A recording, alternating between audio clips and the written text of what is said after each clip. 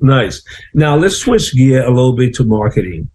Obviously, you've created, multi-million-dollar companies over and over again. So at this point, it's not a fluke. There has to be something predictable about systematic marketing and business development. What system have you deployed in the past that you can use to teach us a lesson about how to market your business? So marketing, learned a lot, very, very long time ago with McDonald's. We spent a fortune on marketing, and we were in co-ops. We ran different things locally. So one of the things that I always takes me back to when I was doing, I call it boots on the ground. I don't care if it's your local chamber. I don't care if it's your local school. Those are the things that you get boots on the ground.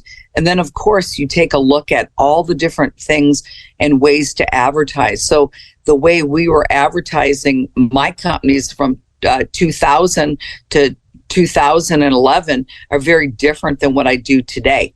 So there I worked with ad agencies.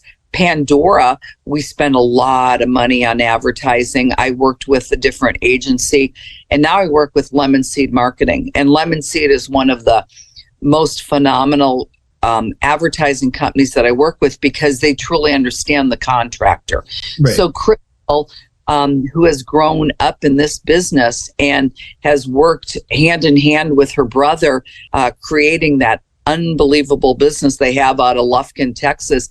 She gets it when I call up, and I rarely ever have to say that the phones aren't ringing because we're fortunate enough that we stay busy. If it's a text campaign, whatever that case may be. So I think it's being prepared.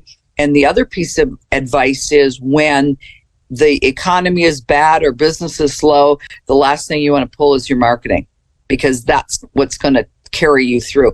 And people don't do that. When COVID hit, everybody's like, oh, stop marketing. We ramped ours up. We did more with marketing. Same thing now. We're spending a lot of money. And it has to fit that area.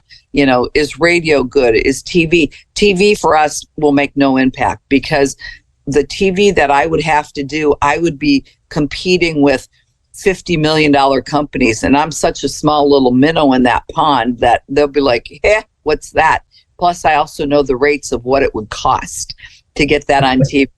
So we will utilize our advertising budget and try to get the most bang for our buck, whether it's with, radio, whether it's social media, posts, campaigns, those type of things, and all the time being very heavily involved in the community because that's what writes our paycheck and those customers.